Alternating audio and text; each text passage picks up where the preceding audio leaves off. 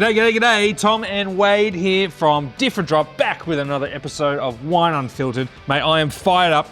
It's been a huge week of great sport. I know we're a wine show. I was going to have a few days off the wines, pretty good for the health, have a bit of a breather. No, you got Swannies, nail biters, you got the NRL, you got State of Origin, you got the NBA Finals, the Socceroos. Man. We're recording this after our victory against Turkey.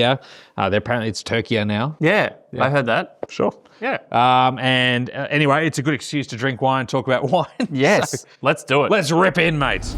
So, mate, last episode we were focusing on European classics. Yes. That was a good episode. It was really good. But today's is even better. We felt it right to come back home today to celebrate all things Aussie. Go you good thing, go you Socceroos. And we got the brand new release from Hoddles Creek, the estate release 2025 from the most Italian Aussie bloke you'll meet, Franco D'Anna. Yeah. So, two of the biggest bargains in Australian wine, hands Without down. doubt. This year, 2025. Fuck, they drained the bottles a bit, so didn't they, mate? we opened these this morning, and we said to the team, just go have a splash if you want. Like, they'll be up on the bench, so help yourself, have a splash. We'll film with them later. They just about took the whole thing. I can see why. Yeah. Mate, this Chardonnay is just off its head good for $26. $26. $26. So, little note on 2025. Bit of a freak season. Earliest harvest on record at Hoddles Creek. Yeah, in 25 years. And probably for most of the Yarra as well, I would suspect. Big thing with Franco's Chardonnay making is he actually, for this price point, he throws so much at this wine to sort of really soup up the complexity of it and the texture. So it's usually a whole bunch pressed, but I think this year he said it was all destemmed. That's what his note said. Yeah, 100% destemmed. I think it's because of the vintage, right? So I know they were really battling, trying to get that canopy management right, trying to minimise sunshine in the canopies on the bunches, trying to reduce tannin and phenolics. And maybe that's why he's destemmed in a way, to try and just preserve that kind of freshness and purity in a warmer vintage. How is this good for $26? So it's so ridiculous. Hoddles Creek, Yarra Valley mainstay, but one of these producers that's very much dances to the beat of their own drum. Yeah. Like, they're a big producer. I think the secret to Hoddles is their incredible vineyards. It's a big vineyard. They continue to purchase land and plant to their varieties, which is predominantly Chardonnay and Pinot Noir. And they've got this huge variety of aspects, of elevations, of soil types, all within that kind of Hoddles Creek sub-region of the Yarra. When you think about the Yarra Valley, you've got the warmer parts of the valley, more around that Healesville, Seville kind of area, where you see a lot of Cabernet and still some Chardonnay and Pinot, but richer and more powerful, Shiraz as well, other varieties. As you get into the upper Yarra, further south, ironically, it's cooler, and you start to see that's where the best Chardonnay and Pinot are. Totally. And these guys are right in the middle of that. Yeah. So just because it's a super duper early harvest doesn't mean that this is picked without flavour.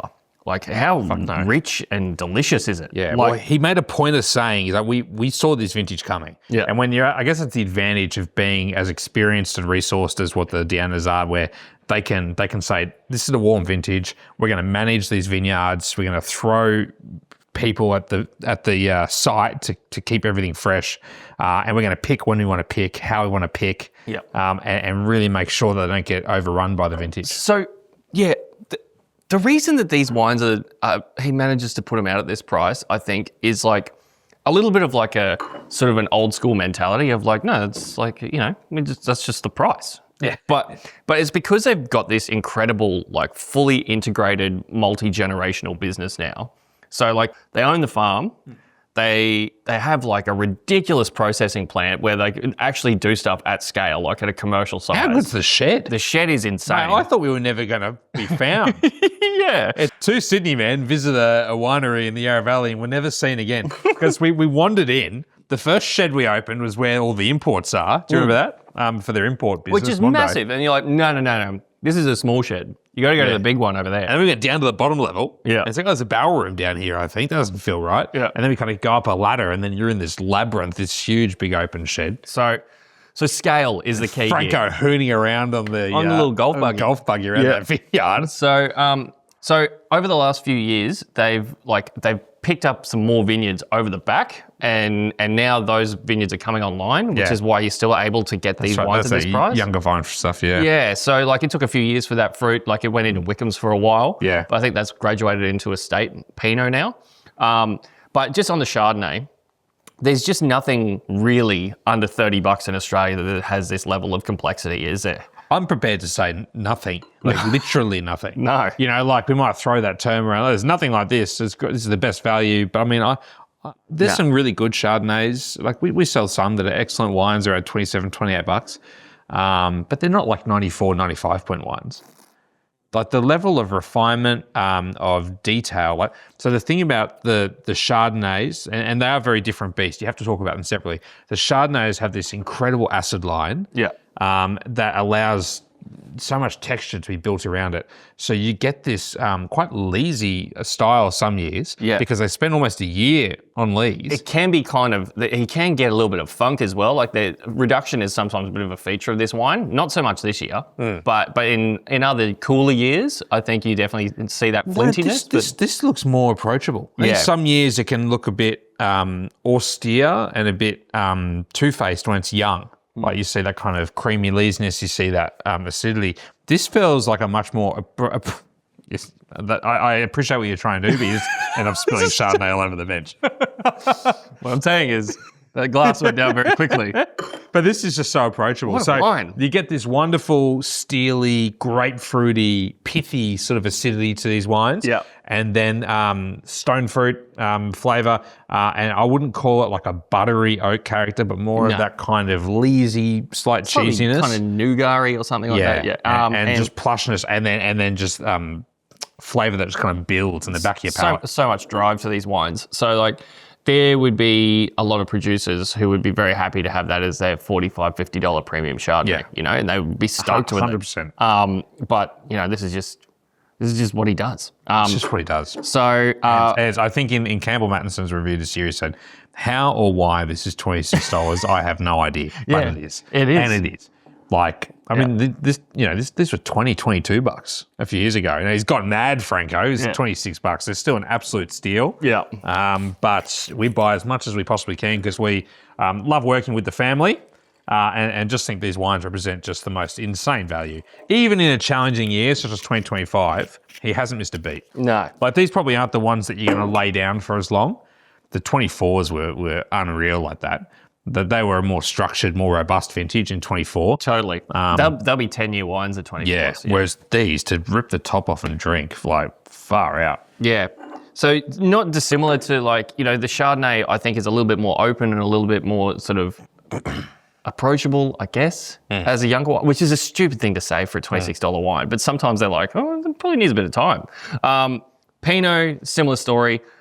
Really open, lots of cherry pip, bright, rosy, juicy, delicious. It's classic. It's pretty classic Hoddles. It's not classic Yarra. Yeah. If you're going to take one wine, and I said this about Gembrook last week, but at a different price point, if you want to just take a wine to someone and say, hey, here's Yarra Valley Pinot, it's $26. This is the wine.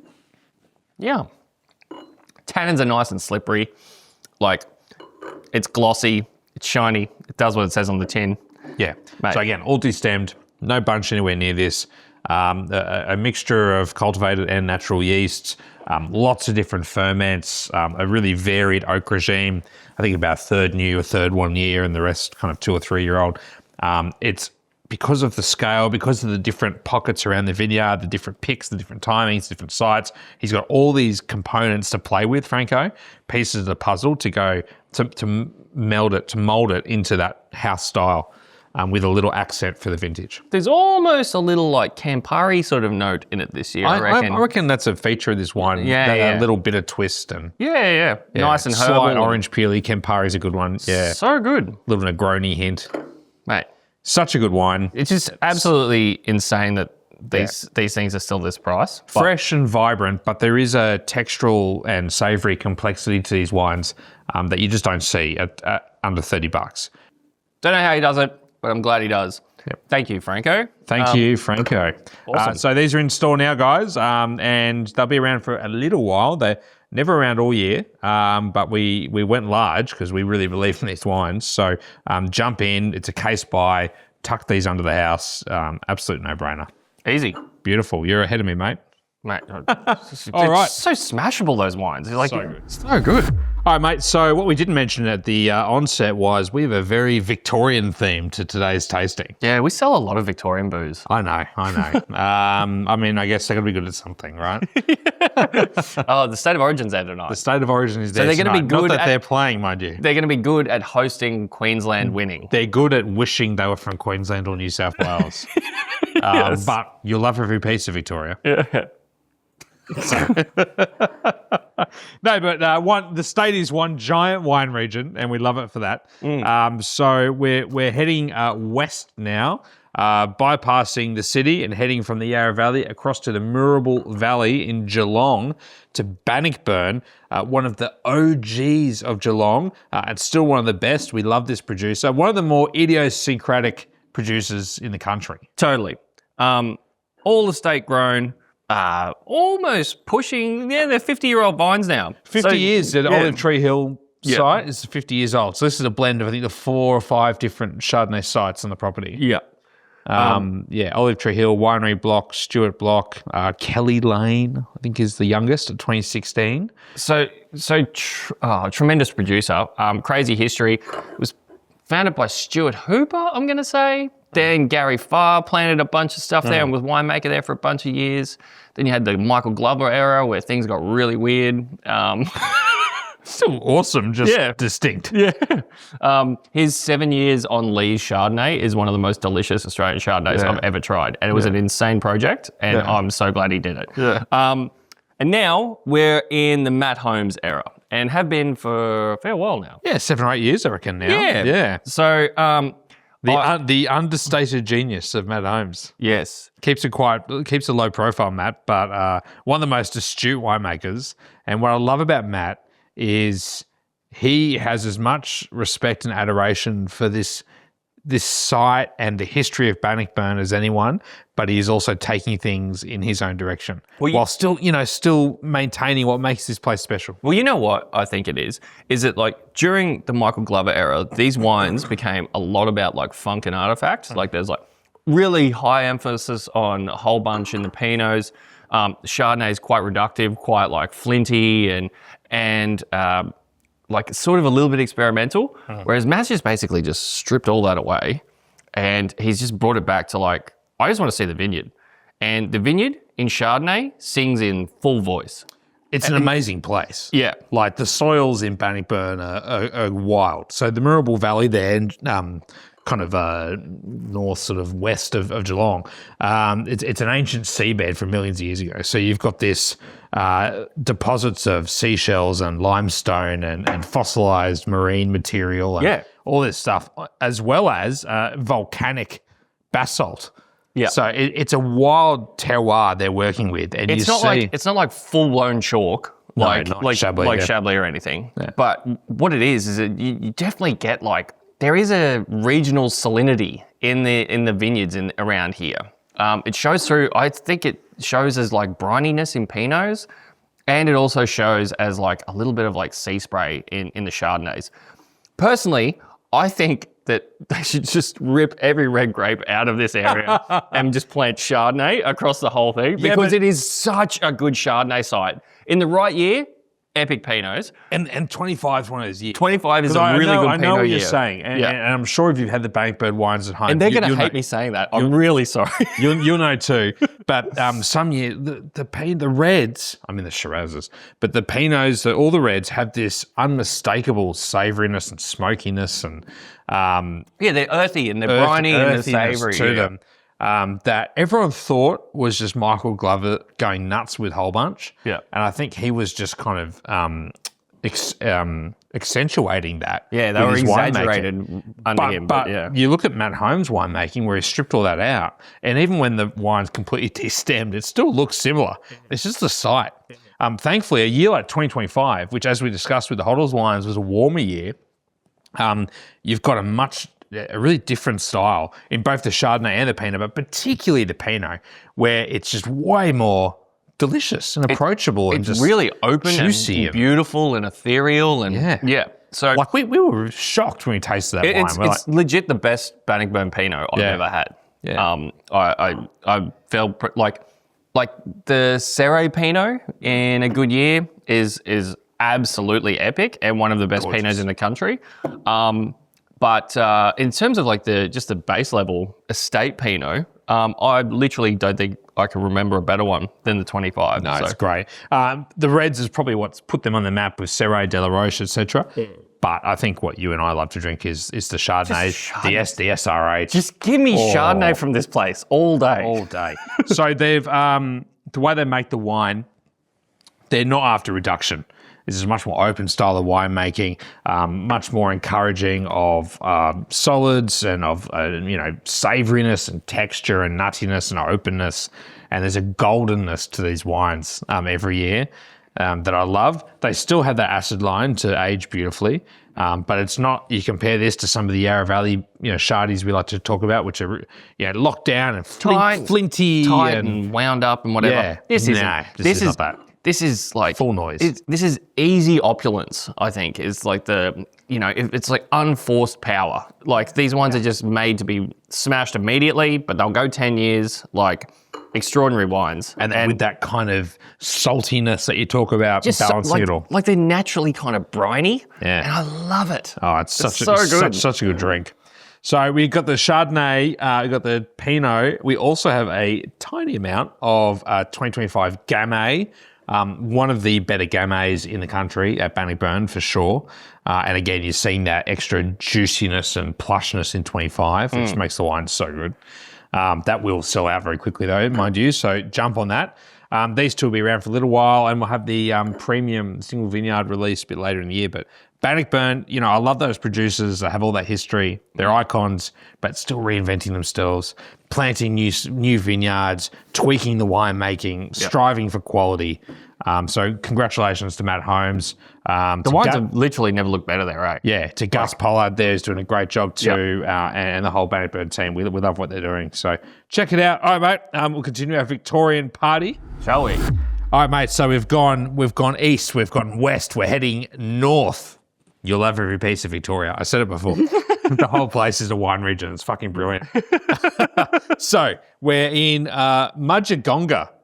Terrific place. Been to Mudgegonga? I've never been to Mudgegonga. Me neither. I'd like to, though. I'd like to go visit Pipan Steel. Yeah. So Mudgegonga is a small place in the Alpine Valleys of North Victoria, I guess between Beechworth and Bright, near Mount Stanley. And that is where Paula Pipan and Radley Steele decided to plant a vineyard. Wade, you know more about this story than me. Yeah, so they were in medicine and pathology. Yeah. And then they kind of had like a bit of a vineyard change and went and started working in Asti for a couple of years. Yeah. Fell in love with Piedmont, fell in love with just absolutely head over heels for Barolo. They're like, all right, we want to try and do this in Australia. So they came back. They spent years, literally years looking for this side. Mark Walpole was like helping them out, like tracking down vineyards for him and being like, what do you reckon about this side? And they're like, no, it's not quite right. They get this block. This is at 450 meters above sea level. It was unplanted though, wasn't it? Yeah. It's just a raw block of dirt. Yeah. And they're like, all right. So, but it gets like, weirdly, it kind of gets like similar fog to what they get in Barolo. So they're like, oh, we've got the fog. We're on here. Yeah. So they get 3 clones. They call them clone 7, clone 9, clone 10.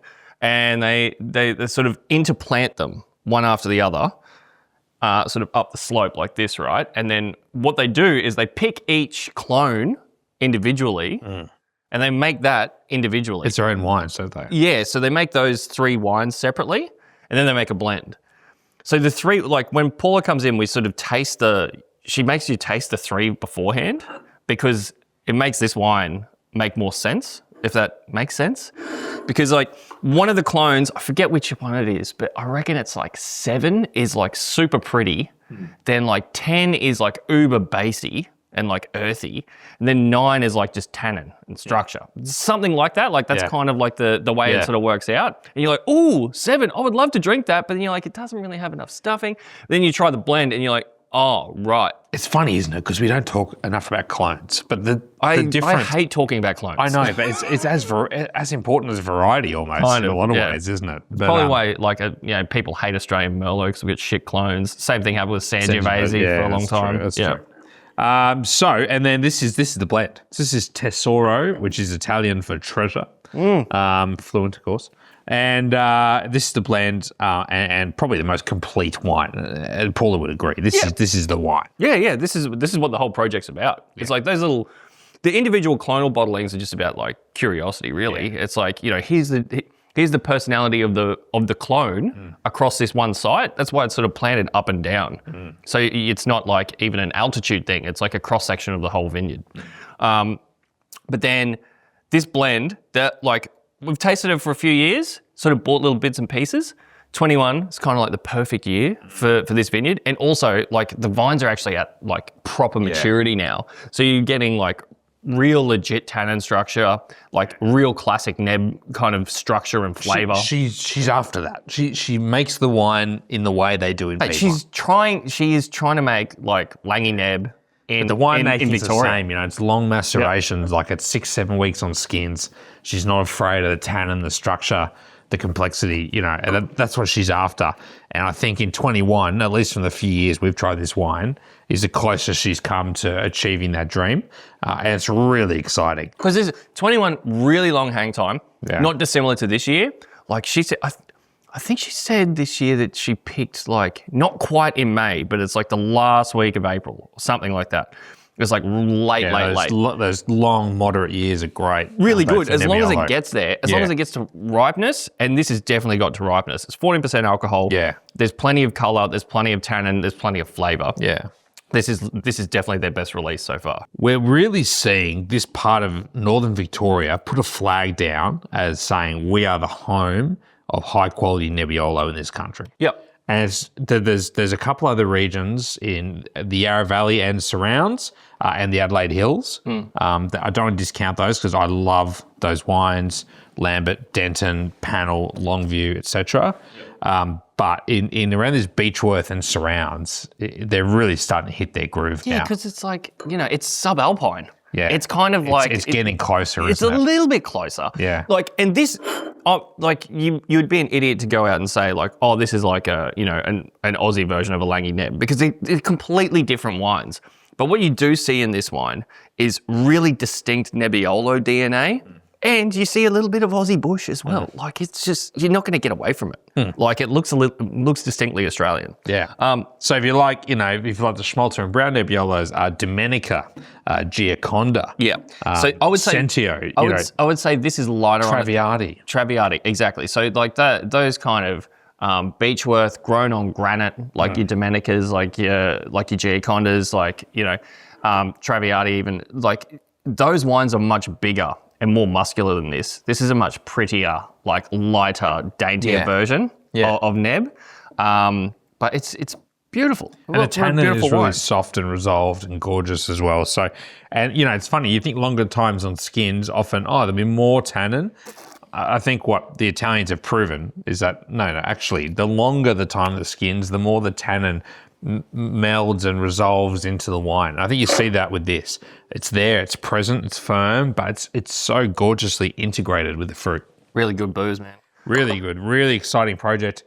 Pipan Steel, people. Call it Pipan, Radley Steele. I love people that are just obsessed with one thing. It's cool, isn't it? It's good. Yeah, bring it on. All right, mate, we're staying up north for our final wine, or is it the final? We're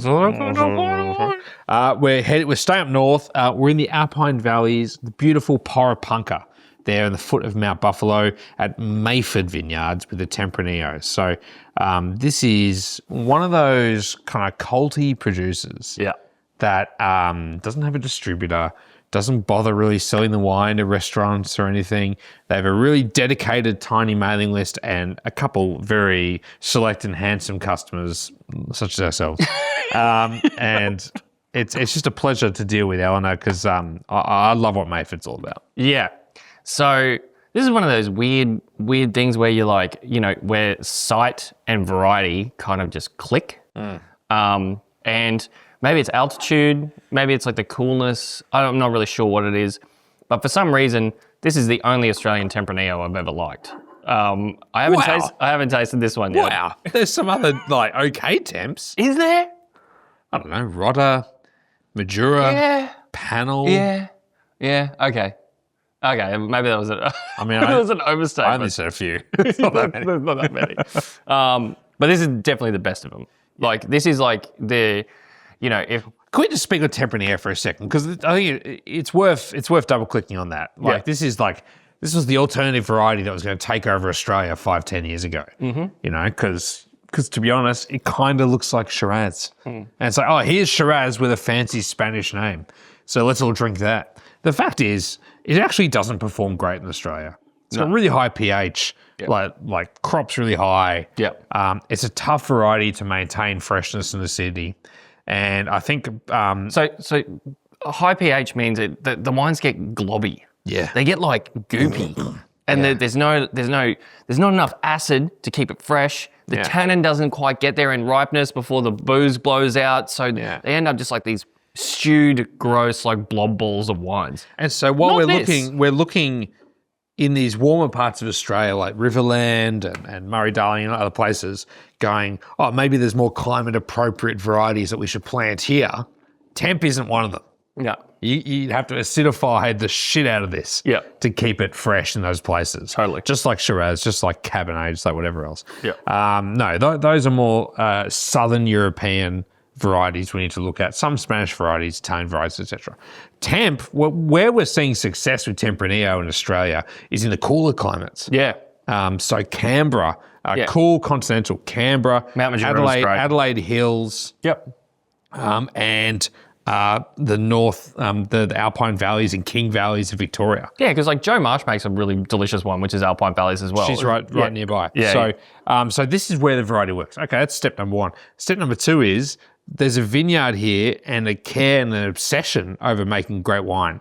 So this is just not some random grower growing temp that Eleanor's bought the fruit, make into a wine. No. This is a proper estate, single vineyard. They grow other things. They grow Chardonnay, Shiraz, bit of Cabernet, but Temp is the flagship. And there is a lot of care. I think there's 4 or 5 different clones of Temp planted. Yep. It's planted 2002. There's lots of different pastures in the vineyard, different picks.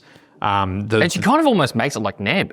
Like it's got like it's just like weeks and weeks on skins. Yeah, like different picks, different approaches to each parcel. A lot of care, and that's the beauty of these small producers that are obsessed about making 1, 2, 3 great wines, not a whole portfolio. Exactly. So the real signature of this wine, I think, is like power, but with freshness, because it's always quite big and muscular. But like this vintage, this is 24. Looks great. Looks really good, man. So the tannin in it is superb. Like it's long, it's fine, it's really detailed. Muscular is the word, eh? Yeah. But like it's ripped, like it's been to the gym and it's ready for the cellar. Like this is actually Australian Tempranillo, which is like cellar worthy. But there is a beautiful freshness and purity to that fruit. Yeah. What was the vintage that Campbell lost his nana about? I think it was 13. Is that longer? Yeah, Have we been selling these wines for that long? Yeah, for like 10 years. Yeah. Fuck me. Yeah. So he called this wine famously the Tempranillo that Australia had to have. Yeah. And sadly, I really don't think the variety has gone to any great heights since that moment.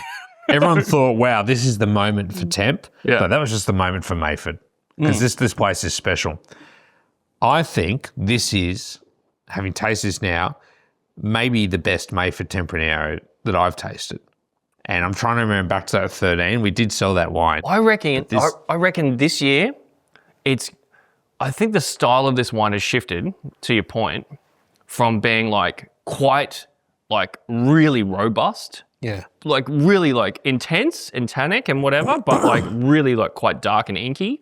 To this is one of the lighter Mayford Temps I can recall, right? But powerful still. But like it's not lightness. Like, sorry, but it's not the right word. It's a brightness. Brightness. Yes. You know what I mean? Like better, there's still this is unmistakably full-bodied and structural and powerful, but there's a translucency and a freshness to the fruit that I don't recall seeing for a few years from this wine. It's a fantastic drink. It's so good, man. The tannin is just ropey and drawn out, and I'm into it, man. You know my feelings on Tempranillo, and this wine is excluded from that conversation. It's awesome. It's so good. super wine, guys. Amazing value for what it is too, to be honest. A tiny production, the care sits around $50 spot. Like I think this is an extraordinary Australian wine, very unique Australian wine, very much speaks of place and the people that make it, and a wonderful, small winemaking family. So Eleanor Anderson and Brian Nicholson are partners. So check out Mayford. Mate, we've got one more surprise. We do. Excited about in the same part of the world. Should we do it? Yes, let's do it. All right, mate. Little surprise. Only because we had a little accidental Victorian theme going. We thought, fuck it, let's open this. Not for any commercial reason, really, but we just really want to try it. We really want to try So this is the 2023 Vignerons Schmölzer Brown Thorley Sparkling Nebbiolo Method Traditional. A one-off wine. I don't know, maybe there'll be more in the future, but it's basically an accident. Yeah. We have spoken recently. Hey, check the new packaging. That's sharp. I haven't seen that before. That's cool. Yeah. The gold emboss. Gold. Yeah, nice. It looks smart. Yeah. We've spoken recently about Vignerons Schmölzer Brown, and I love and adoration for this remarkable producer. This came from the 2023 vintage, a very cold and late vintage, and the Nebbiolo just wasn't getting ripe. So I think they were sitting at like 11 Beaumet. And yeah, so this is a super marginal site to plant Nebb. Yeah. Like, some years it's just not going to get there. Yeah. In 23, they're like, oh, okay, the leaves have shut down. Everything's going yellow and brown. The fruit's still sitting there. It's still looking really good. Should we try and make one of those like fancy Italian Nebbiolo, like traditional method fizzes? Yeah. So, I mean, they had no choice. That wasn't going to get ripe for a table wine. And they love those wines, Valtellina, Rinaldi, Epicruf, those sparkling Nebbs that they make from that part of the world. And they thought, fuck it, let's give this a go. That was 2023. It spent 2.5 years, something, on lees in bottle before being disgorged. I don't know when they disgorged it, probably not long ago. And here we have it. So give me a bit more, mate. I'd be stingy. Fuck. Go on. All right. So it's not really. It is. Tessa said that it wasn't quite rosé, and I guess it's not quite rosé, but it's not far off. I'm so excited to try this. Oh man, how many sparkling Nebbs are there in Australia? I don't know any Australian ones. I think Longview do one. I think. Oh yeah, maybe the Saturnus, maybe it's called. No, I'm pretty sure Longview. Yeah, I don't know. Yeah. But I do know of a couple of absolutely banging Italian ones. So it is a thing.